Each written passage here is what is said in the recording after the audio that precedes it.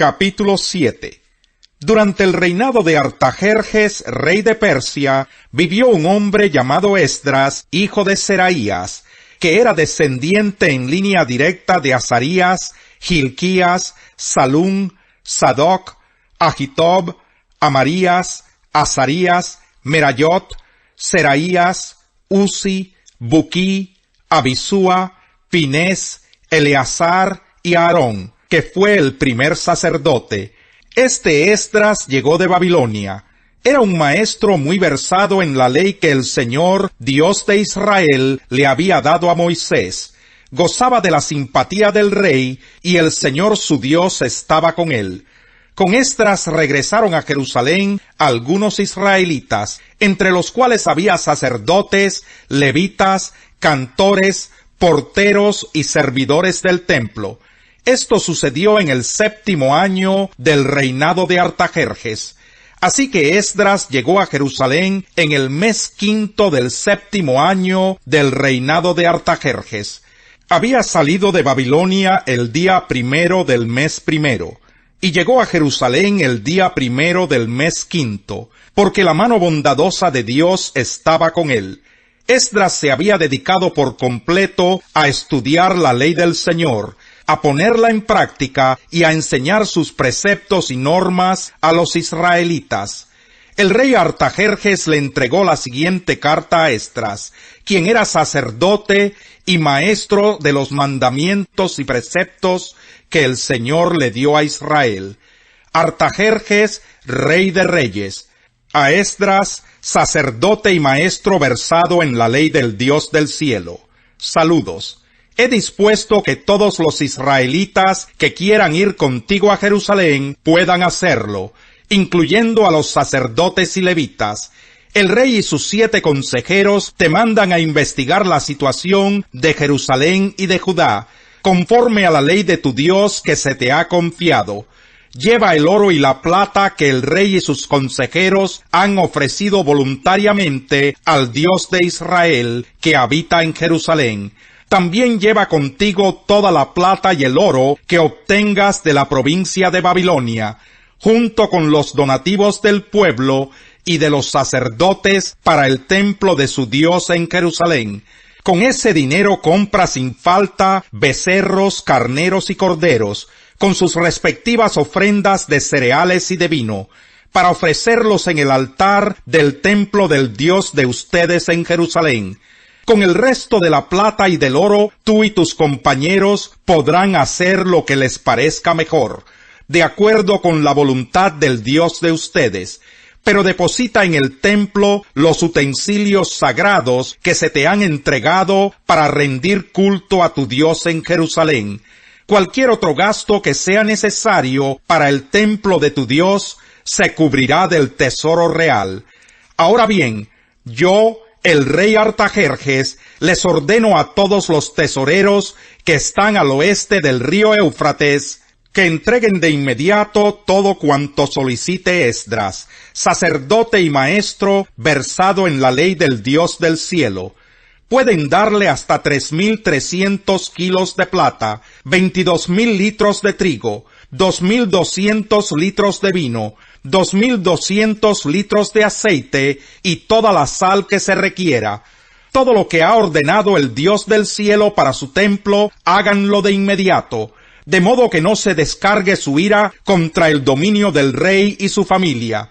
También les ordeno que exoneren de impuestos a los sacerdotes, levitas, cantores, porteros y servidores del templo de Dios. Por cuanto tú, Esdras, posees la sabiduría de Dios, serás el encargado de nombrar funcionarios y jueces para que juzguen a los habitantes de la provincia al oeste del río Éufrates, es decir, a todos los que conocen la ley de Dios.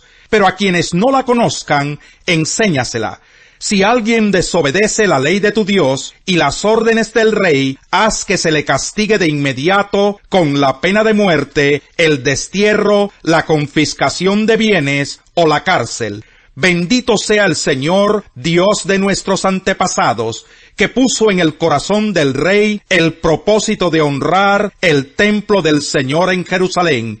Por su infinito amor, Él me ha permitido recibir el favor del rey, de sus consejeros y de todos sus funcionarios más importantes. Y porque Dios estaba conmigo, cobré ánimo y reuní a los jefes de Israel para que me acompañaran a Jerusalén. Capítulo 8. Según los registros genealógicos, esta es la lista de los jefes de familia que durante el reinado de Artajerjes regresaron conmigo de Babilonia. De los descendientes de Finés, Gersón; de Itamar, Daniel; de David, Hatús, que era de la familia de Secanías; de Parós, Zacarías y 150 hombres que se registraron con él; de Pahat Moab, Elioenai, hijo de Seraías, y 200 hombres más; de Secanías, el hijo de Jaasiel, y 300 hombres más; de Adín, Ebed, hijo de Jonatán, y 50 hombres más; de Elam, Isaías, hijo de Atalías, y 70 hombres más; de Cefatías, Zebadías, hijo de Micael, y 80 hombres más; de Joab, Abdías, hijo de Jehiel, y 218 hombres más; de Selomit, el hijo de Josifías, y 160 hombres más; de Bebai, Zacarías, hijo de Bebai, y 28 hombres más; de Asgad, Joanán, hijo de Acatán, y 110 hombres más; de Adonicán, Elifelet, Jehiel y Semaías, los últimos de esta familia, con los cuales se registraron 60 hombres más; de Bigvai, Utai, Zabud y 70 hombres más. A estos jefes de familia los reuní junto al arroyo que corre hacia el río Ahava, y allí estuvimos acampados 3 días. Cuando pasé revista a todo el pueblo y a los sacerdotes, no encontré a ningún descendiente de Leví. Entonces mandé llamar a Eliezer, Ariel, Semaías, Elnatán, Jarib, Elnatán, Natán, Zacarías y Mesulán, que eran jefes del pueblo, y también a Joyarib y Elnatán, que eran maestros, y los envié a Idó, que era el jefe de Casifia. Les encargué que les pidieran a Idó y a sus compañeros, quienes estaban al frente de Casifia, que nos proveyeran servidores para el templo de nuestro Dios. Y como Dios estaba con nosotros, nos enviaron a un israelita muy capacitado, llamado Serebías, hijo de Mahli, descendiente de Leví. Con él vinieron sus hijos y sus hermanos, 18 personas en total. También nos enviaron a Hasabías y a Isaías, descendientes de Merari, junto con sus hijos y hermanos, 20 personas en total. Además, del grupo que David y sus oficiales habían asignado para que ayudaran a los levitas, nos enviaron 220 servidores, los cuales fueron registrados por su nombre. Capítulo 4. Que todos nos consideren servidores de Cristo, encargados de administrar los misterios de Dios. Ahora bien, a los que reciben un encargo se les exige que demuestren ser dignos de confianza. Por mi parte, muy poco me preocupa que me juzguen ustedes o cualquier tribunal humano. Es más, ni siquiera me juzgo a mí mismo, porque aunque la conciencia no me remuerde, no por eso quedo absuelto. El que me juzga es el Señor. Por lo tanto, no juzguen nada antes de tiempo. Esperen hasta que venga el Señor. Él sacará a la luz lo que está oculto en la oscuridad, y pondrá al descubierto las intenciones de cada corazón. Entonces cada uno recibirá de Dios la alabanza que le corresponda. Hermanos, todo esto lo he aplicado a Apolos y a mí mismo para beneficio de ustedes, con el fin de que aprendan de nosotros aquello de no ir más allá de lo que está escrito. Así ninguno de ustedes podrá engreírse de haber favorecido al uno en perjuicio del otro. ¿Quién te distingue de los demás? ¿Qué tienes que no hayas recibido? Y si lo recibiste, ¿por qué presumes como si no te lo hubieran dado? Ya tienen todo lo que desean, ya se han enriquecido, han llegado a ser reyes, y eso sin nosotros. Ojalá fueran de veras reyes, para que también nosotros reináramos con ustedes. Por lo que veo, A nosotros los apóstoles, Dios nos ha hecho desfilar en el último lugar. Como los sentenciados a muerte, hemos llegado a ser un espectáculo para todo el universo, tanto para los ángeles como para los hombres. Por causa de Cristo, nosotros somos los ignorantes. Ustedes en Cristo son los inteligentes. Los débiles somos nosotros. Los fuertes son ustedes. A ustedes se les estima, a nosotros se nos desprecia.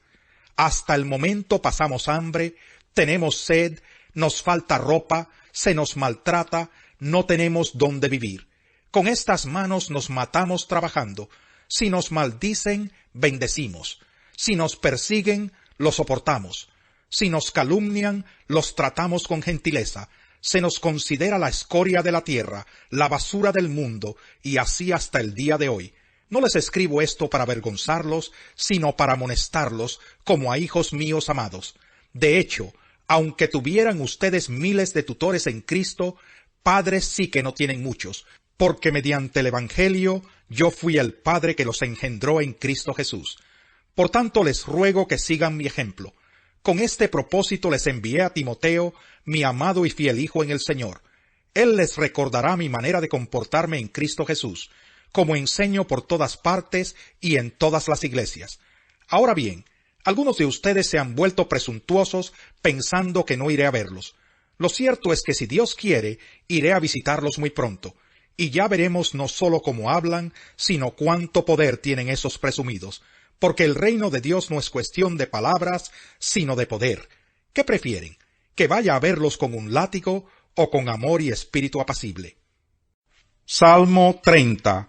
Te exaltaré, Señor, porque me levantaste, porque no dejaste que mis enemigos se burlaran de mí. Señor mi Dios, te pedí ayuda y me sanaste. Tú, Señor, me sacaste del sepulcro, me hiciste revivir de entre los muertos. Canten al Señor, ustedes sus fieles, alaben su santo nombre, porque sólo un instante dura su enojo, pero toda una vida su bondad. Si por la noche hay llanto, por la mañana habrá gritos de alegría. Cuando me sentí seguro, exclamé, jamás seré conmovido.